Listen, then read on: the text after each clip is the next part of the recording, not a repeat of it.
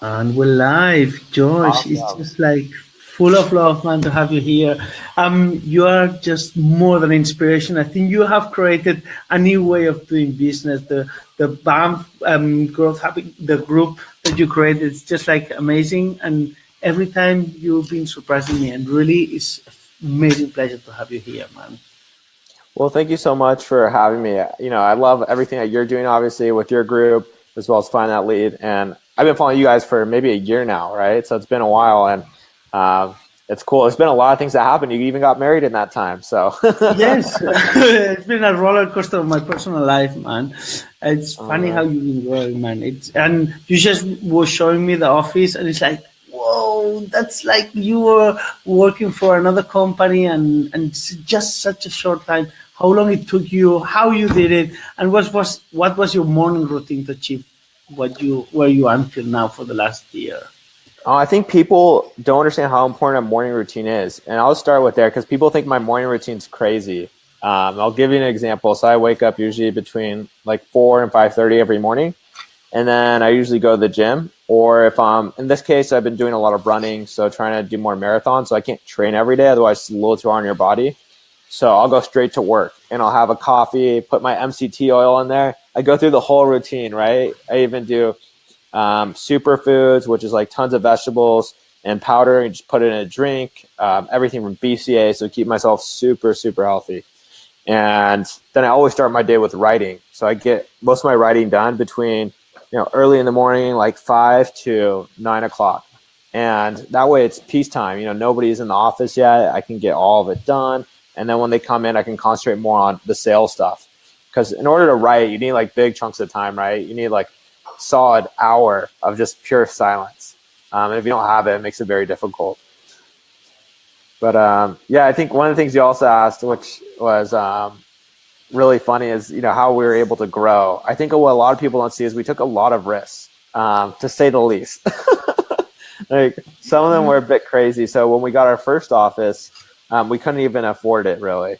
And then even when we got our second office, and you're just taking bets on your team and your co-founder, right, as well as yourself, and that you're going to be able to just hit that promise. But obviously, some of these promises are pretty big. If you sign like a 4-year lease, right? Sign a 4-year lease on a place, and then you have to go and make enough revenue to be able to cover it. Especially if your place is like a block away from the beach in Venice. So, it's not that cheap. It was funny when you said like, yeah, guys, I'm moving to Venice. I was like, fuck, he's crazy. He's really gone crazy, and like, yeah, I'm going to start from zero and everything, and it's just like no time. I think it's like less than like 8 months, and it's like. I remember the first day we saw. It's not just talking about the office, but I think the office is kind of an empowerment. First time we saw the office and the logotype of BAMF, there's like, did someone from Fiverr just stick the logotype there? And we couldn't believe it was real, We thought like, yeah, they just got a little co-working space on that building. Oh my gosh, yeah, it's I mean, we were lucky. Well, I won't say lucky. I would say we were fortunate to find ways to help scale that early on. One was Houston already came from an agency, so he helped grow an Yeah. agency to over 100 people. Same with our fourth employee, partner, who's really he is a partner in the company. And having that experience of all his processes when it came to agency just meant that we had to get leads, right, and do good hiring. If we could handle those two parts, we'd be fine. So a lot of that was basically my responsibility in the beginning. A lot of the hiring, and then a lot of getting the right people to come through to work with us. And then we did that for a while. And granted, LinkedIn viral posts helped a lot. I mean, every time we posted on LinkedIn, we'd almost get a new lead in, which was crazy. So if we're posting every day and we're getting a new quality lead too, someone willing to actually hit our minimum, pay like $5K a month, right, at least. But when that got cut off, it was like 2.5 months ago, and he couldn't go as viral anymore. We were like, like what's going to happen, right? We just signed this big, building that we're in, and what we Let's do did cold is, mailing. yeah, so we went and started doing a lot of cold email. What I've noticed is because we were building our brand for the last 2 years, when we did do cold email, people already respond to us as if they knew us. They're like, oh, I know of you guys. So our brand had basically warmed up all of our emails that we were sending out, which was crazy to think about. And a lot of it was because I had connected to almost every founder in California, right? So anytime we send out cold email to people in California, they've already read our content. And they're like, oh, you guys are the guys that wrote the BAMF Bible, the guys that wrote this book, right? And that was huge. So what we figured is that cold email in itself is powerful, but if you have a strong content strategy and a strong brand, you've literally just quadrupled the value of cold email. And then I'll give you an example. Once we built our sales operations in place, and Houston's managing a lot of that, we were able to get 20 leads like the next week. And I was just like, whoa, this is very real. And then the next week was 40. And I was like, this is crazy, and that we're going to be able to scale this way. And that doesn't all just depend on me putting out content. Granted, when I do put out a book on Product Time, we do usually get a number of leads that come in, maybe around like 10 to 20 quality leads from that. So we do know that's a great source too. But writing a book every 2 months is not very, it's pretty difficult. And I think the last book, 100 Viral Post Templates, I read it. It looks like more like an autobiography in a way. So I think that's the best part about it is that it's inception marketing, right? So people are like, they're getting copywriting experience at the same time learning about everything we do and selling the company unconsciously to them. I just love it. I mean, I learned a few things from you. Like, I read, was it 1,500 books in 1 year? Oh, no, I read 170 books. Oh, sorry. Okay, I put that next to zero. I'm a sales guy, And it's like, but anyway, it's still like fucking loads. And like you read every 5 minutes or the thing that you slept in the office. And, there's a few things that it's inspiring. And you look like you're growing and it seems so easy. How easy is it to grow, Josh? Oh man, it's so difficult. People don't know how many hours I work. I mean, I work 80 to 100-hour weeks every week. But I love doing what I do, so it makes it rather easy. And I think if you're working with people you really love, it makes it even easier. So I like to say it's almost like being in college again. And you're just with a bunch of friends working on cool projects. I say the same. It's like, what? It's like that. I'm at uni really. I'm just learning all the time, and it's like it's all cool. And this is the part I love most. And for example, one of the things I learned from you, Josh, and just like by seeing how you do things, it's like create a community. And I remember this is like will stay with me forever. Josh, let's do something in your group. What percentage do you want? It's like, what? Fuck, I don't want any percentage. Just give it all to the group. And, it's like, wow, man, this guy is real. And just to let you know, you planted that seed on me, and I never allowed any referrals or anything on my group. And I think, like, Gilles is also doing an amazing work. I think Sabas, and I think you have created a little ramification of little Josh Fechters around the world that is giving those values. It's growing on those like growth hacking, but with ethics, with love, a lot of hard work, and being amazing. And it's just something that it's amazing. Tell me a few hacks that everyone here in the group, like, give me some B2B marketing hacks that has worked for you, and maybe some of the people will learn. Yeah, I'll talk about the funnel that we're currently using that I think is awesome for our B2B marketing, cold email, as well as we mix in retargeting, a lot of LinkedIn stuff. So what we do is we take someone's profile, like my co-founders, and we optimize it. So we make them look like a thought leader. And then from there, what we do is we connect to target prospects at scale, ideally in specific locations. And there's a reason for this. So if we connect to a lot of people in LA and San Francisco and San Diego from his profile, we can end up remarketing all those connections because you can export them via LinkedIn, right? And you can upload them to Facebook. But here's where it gets cool. So if you ever want to hold a workshop down the line, like hold a workshop in LA, you can target those 5,000 founders in LA that you've now connected with on LinkedIn, right? Be very specific. And the best part is if you're producing content regularly on LinkedIn, then they should know about you, right? So these people are already warmed up, and then they see your Facebook ad. And then and you can also reach out to them on scale via LinkedIn and cold email as well, just to make sure they attend those workshops. It's a very long-term play. We're actually about to start doing this at scale. We're implementing it for a couple other companies as well, which is super dope. Because what I really believe is that if you know how to take over one city and create a replicable model, you can take over like 100 cities. And if you can do that, then you have a huge brand, right? And So that's our goal. And a little bit more into the details of it. So let's say I connect to somebody on, let me make sure they can turn down a little bit. Can you hear them in the background? Oh, we hear you perfectly. You don't. Okay, It's cool. fine. I was like, so one of the things that we do is we connect to somebody on LinkedIn, then we send them a follow-up email. And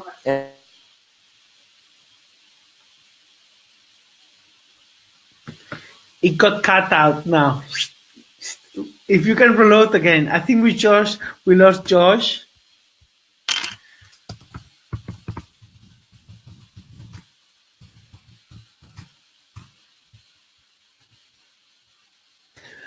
Guys, super excited that everyone here. Josh is coming in a second.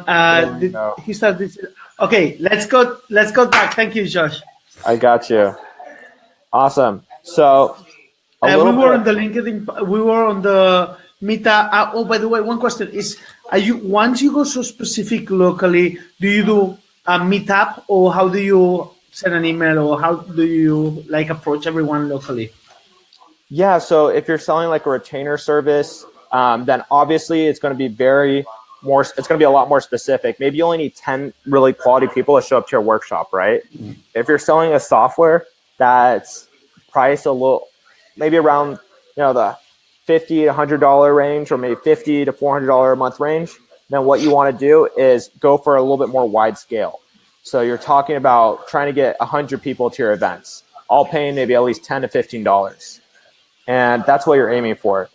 So it really depends on what your goal is. And if that's the case, if you're trying to get 100 people, $10 to $15, you want to have a landing page where they put in their email. Otherwise, you don't really need the emails of 10 people, right? You know who they are. And you're going to contact them over and over again. So that's a little bit different. And then I think one of the really cool things about this process is that what we've been able to automate is if someone doesn't reply to us via email, we follow up on LinkedIn and say, hey, I noticed you didn't reply to us to our email. And having that extra touch point shows that everything's very personalized, and it looks like we're doing this hyper personalization, right, for each individual. And we're doing that at scale.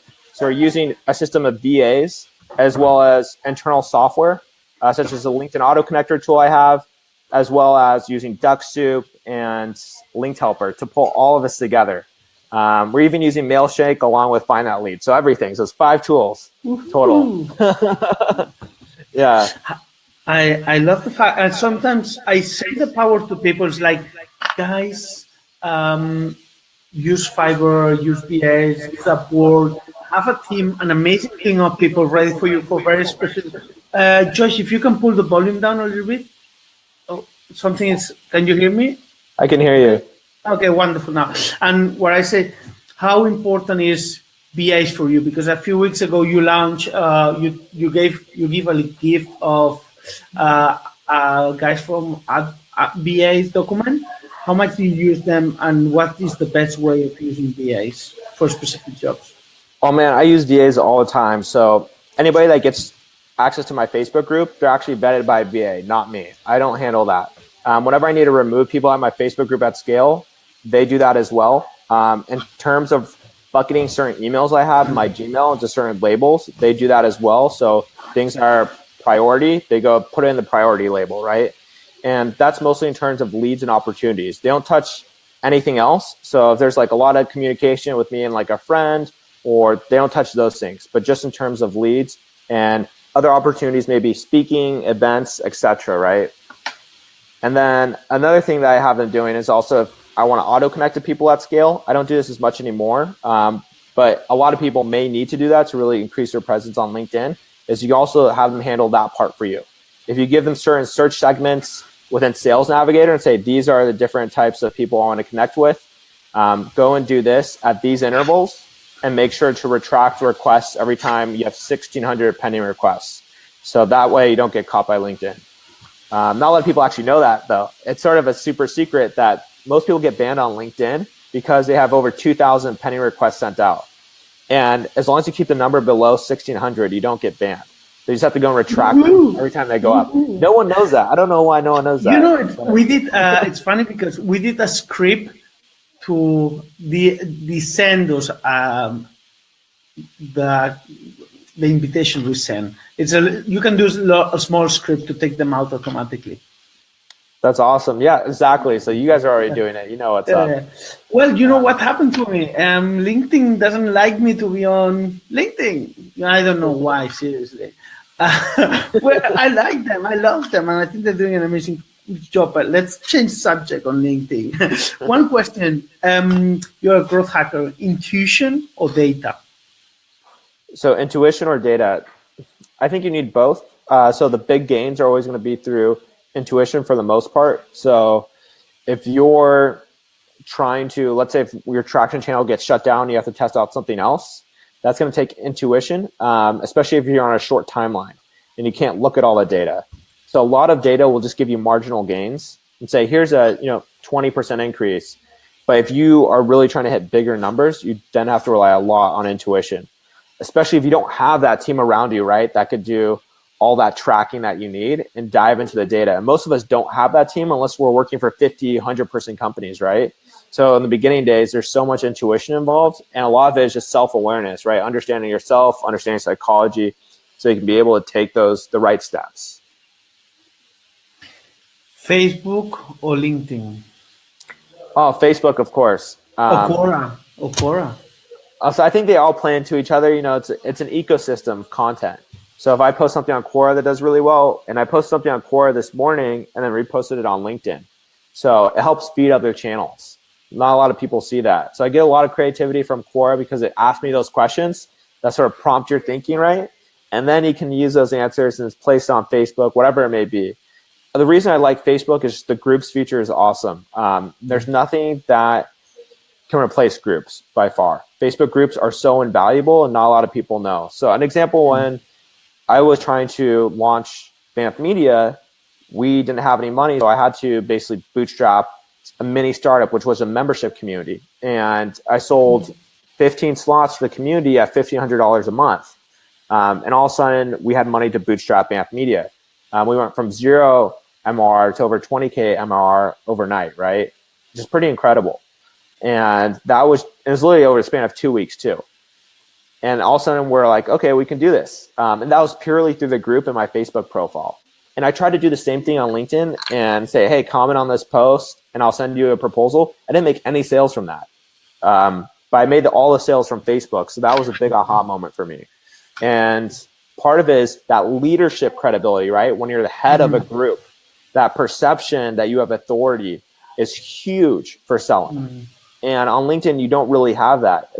They can look at your follower count, but it's not the same. It's not you leading a tribe of people, which is the most valuable part by far. Do you think it's happening to me because I'm super happy not to be on LinkedIn because my efforts are now on Facebook, and I know we're shifting for like more techie type of things to a more organic, more natural, more one-to-one, and I think Facebook is matching this amazingly well. Could it be that Facebook is the new LinkedIn? Oh man, I wouldn't say it's a new LinkedIn. I would say it always had LinkedIn qualities and nobody knew. So Facebook's still unique, but it's still the place where you should be messaging people one-on-one and be using it to expand your network in the right way, where you're saying, hey, these people are going to add value to my network, and be very stringent upon it. And also don't think like these are just my friends. You're trying to meet new people. That's what social media is for. So one of the things I did, which was invaluable to my personal brand, my connection base early on, a couple of years ago, I had a list of 5,000 URLs of founders and VCs. And I just auto-added all of them to my friends list and added like 4,000 founders into my friends list, right? And through that, I've met some of the coolest people in the world. We've gotten so many clients that way just because they've been seeing my content for the last 2 years. And all I did was send them a friend request, right? And it seems so simple, but nobody does it. It's funny, Josh, that you say that. I just 2 samples. I sent lots of emails to Eric Sue, Aaron Ross. They never answer, but on Facebook, it's like, hello, Eric. It's like, oh, Gerard, how are you doing, man? I like fun. The same with Aaron Ross. It's like, it's been impossible to speak with him on any other ways with Facebook. And with Facebook, it's like, And what I say to them, doesn't matter if you call, mail, Instagram. Oh, we're going to talk a little bit about Instagram. Call, mail, whatever. Just get out there and just add bound in any way you can. Tell me a little bit about Instagram, because I haven't seen very active yet, but I think you're going to do more. Tell me. Oh gosh. So I'm not that active right now. And part of it is I'm trying to find an evergreen way to drive traffic to my Instagram profile. I have some ideas, but I gotta you just gotta dive in, which is the truth. Right now, I'm trying to figure out how to scale my time. So Instagram right now is just too much to add to my plate. So I'll be able to add it once I move a few things off. So that may be, who knows what that is right now. I'm still trying to figure it out. But we're this close. And I promise. Josh, where I think it works amazingly, those webinars, man. It really has, I think it's giving so much value, and you are so good, and you know so many people, like giving webinars, and that was, I took the idea from Gilles, I love him so much, and it's like, fuck, man, you actually next week there. Oh, you're going to be in the Growth Hacking Conference with Gilles on June, aren't you as well? Yeah. Good. I'm going to see you there as well. And hopefully in October, I had one, and man, I had to postpone it because I didn't have enough time. Instagram, Quora, LinkedIn, Facebook, any other secret social media that we need to be following because it might be growing like crazy in the next few weeks, months? I would say not necessarily. The one thing that I think everybody should look at is how Stelly FD grew his business. So Stelly, the founder of Close.io, he grew his business such an organic way. And it's one of the most remarkable cases that I've ever seen, and I've been trying to mimic. And he posted like 300 answers on Quora, all in the sales section, did like 500 videos on YouTube, all about sales, entirely organic, right? This was just him, pure hustling. And he's been able to stand out among the competition. And as you know, and I know, the CRM world, there's so much competition. Like everybody has a new CRM, and you're like, why is this CRM better, right? And his ability to stand out has just been incredible. So, and it's just going so heavy on organic content. And he's produced maybe at least like 500 blog posts as well. So you're talking about 1,300 pieces of content, ranging from blog posts to answers to video, all about sales to keep the organic traffic coming back to his website. Yeah, it's pretty incredible. I think that's the route that everybody should take, is go super heavy on organic.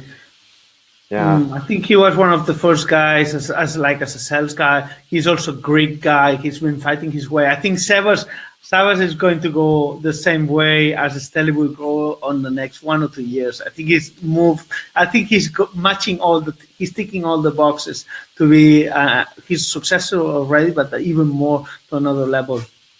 I think Stelly's cool. He has that brand, the bad boy brand. He's like, I'm in sales, but like I'm also a badass. And that's what's really cool, I like him very much. Tell me a few growth hacks, how you maintain your energies, and if you take nootropics, and you don't have to share if you don't want, how much water you take, Coca-Cola, coffee, no water. It's like, man, for me, it's so difficult. I try to, 2 liters of water. I end up having 2 Coca-Colas a day and 2 coffees. Just help me a little bit on my personal, because now I used to take nootropics. It didn't work for me because it broke my intuition. I take some natural enhancement, but, no drugs, of course, not while I'm working. Yeah, I think a lot of it is just having quiet time, a lot of time alone, and where your, I would say, rate of, activity is very low. Like you're not super hyped up and you're just sort of pondering. And I like to give examples of like Albert Einstein and just like Nikola Tesla, people like that who came up with all their brilliant ideas. It was always when they were daydreaming, right? When they were sort of like just staring off into the clouds, and that's when it hit them, right? And most people don't think that way. They think it's with collaboration, talking to other people. And for the most part, like you'll get ideas that way, but the most unique ones usually come when you're alone. So what I do is I just try to set enough time aside where I could just think to myself. It sounds super simple, but most people just don't do that. Yeah. If you, sorry, go for it. I was about to say, a little red wine doesn't hurt. Oh, good. I love that one. Josh, if you wake up at 5 a.m., what time do you go to bed? I usually go to bed between 8 and 9:30 every night. Oh, I love it. I am like you, man. I finish work and we try to, with Christian, the co-founder, we try to go super early. We try to be in a way that you work a lot of hours, and I think it's great. We start 7:30 with Christian and finish at 5, but we really like close the day, and yeah, we are on crisp and stuff like that. But it's like taking for us, giving value, loving ourselves. I think this is an amazing point of why we've been kind of steady growing from Spain, which is so much difficult. I entirely agree with you. You know, I'm on the same wavelength you are. And I don't know why more people don't do it. It's been proven time and again that, you know, the more earlier you wake up, the more successful you are, right? It's just commentary among almost all successful people. So it's like, hey, if the science is there, science is there. You can't beat it. Josh, I'm going to throw something in here in the air. We have a few people coming and commenting, which I don't have time. Like, you are going to do that. What's the Spartan race? I'm fucking afraid. Okay, just to let you know, I'm afraid to do Spartan. I can do just barely 21 kilometers, which I'm very proud. Tell me a date and that I can come. Tell me a race that I can do. I will be here with you. Oh, that actually rhymes. Okay. So there is, I think it's in September. It's in Yosemite, so it's going to be beautiful. Good. I like September. It's good. It's good. Okay, I have time to train. But and this is the most beautiful race. So it's in a national park here in California, and it's only 13 miles long. So it's not a long one. It's one you can knock out. I got you. Yeah. What day? Let me see. I got to check it out. Yeah. I'm going to come, Josh, and I will just when we finish this, I'll buy the tickets just to make sure I do not rethink about it. I'll spend a week or two around here, and then will be the second time we meet. And it's just a dream to run next to you, Josh, just to let you know. And if you can show your tattoo to everyone. Oh, we gotta. Let me see if I can get in there. Oh. And if you can explain to everyone what it says. So it says peace, love, and purpose, and then it has a picture of a feather pen. So a reason for that is I was reading this book by Leo Tolstoy called The Kingdom of God is Within You. And many people know Leo Tolstoy. He's the most famous Russian author to ever exist. Some of the people he inspired was like Gandhi, Martin Luther King, were both huge readers of his. So I was like, oh, I got to check out his work. If both Gandhi and Martin Luther King say that this guy's the best, you know? So I ended up reading the one book that they really talked about the most and was super inspired, ended up getting the tattoo and basically said, hey, if I get this tattoo, I always know, you know, the purpose behind my writing. And that's to inspire peace and love, right? And to really help people. And sort of just going with that attitude, similar to the attitude that you have. Every time I talk to you, you're always talking about love and peace, and I love it. It's a great vibes, you know? It's funny. And you know, I'm going to tell a short story. We can finish whenever you want, but I'm going to tell a short story that we fucked up a little bit, and it's a funny story. We print some notes, okay, and no one really knew what happened, but we print some notes with Noah Kagan's face on it, and we send them a full case full of notes. He got actually angry to me, okay, because money doesn't share love. And from that, I understood, like, fuck, I'm sending kind of like a funny money type of thing. Money, it's great, but love, it really breaks every barrier. And just like from the film of Interstellar, it shows us, and many other things, you know.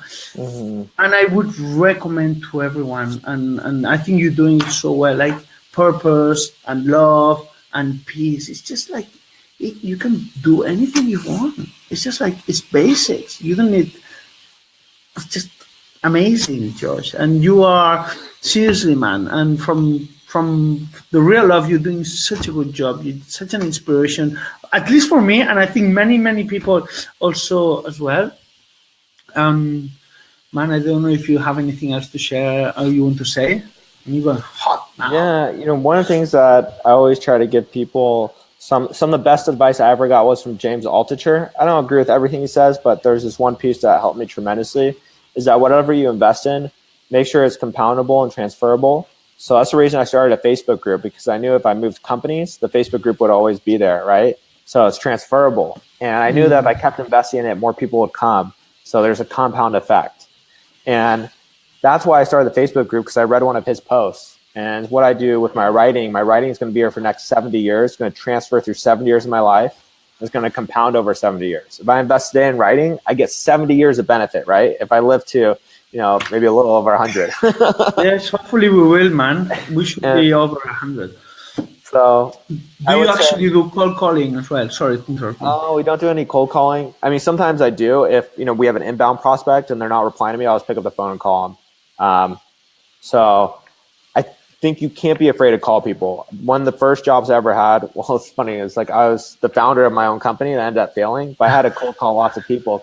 It was hilarious. I got used to it then. Out of necessity. I went for this weekend to a course from Christian Helmut. He's kind of like, the Grant Cardone type of thing, the Wolf of Wall Street, Spanish little version. Fuck, man, I saw them selling courses of $7,000 in front of me to unknown people. I'm not a big fan of cold calling, but Josh, man, I saw do you know the Wolf of Wall Street type of call type of thing? Yeah. I learned a lot, seriously. And I think it's beautiful if we startups, growth hackers, it's great to be behind the screens, but if you can take the phone and call us a bit more than what we do, I think it's also amazing. 100%. And that's one of the things that I find out with most marketers is that they're really bad at outbound. They're very good at sort of staying behind the screen, but you have to have both. If you don't have both, you're really going to lose out.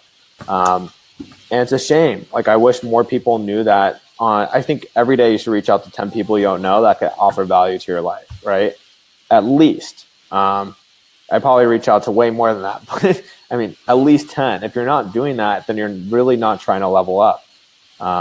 Yeah. And I don't think everything should be just only for business. It's like I say, if you have read an amazing book or if you have heard a piece of music, just send them an email.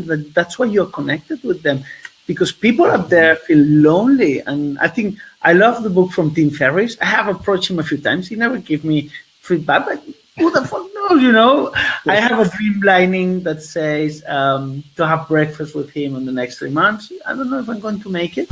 Hopefully, yes. If you know anyone that can approach me to Tim Ferriss, will be awesome. But I learned so much from 4 Hours Work Week. What's the book that really changed your life?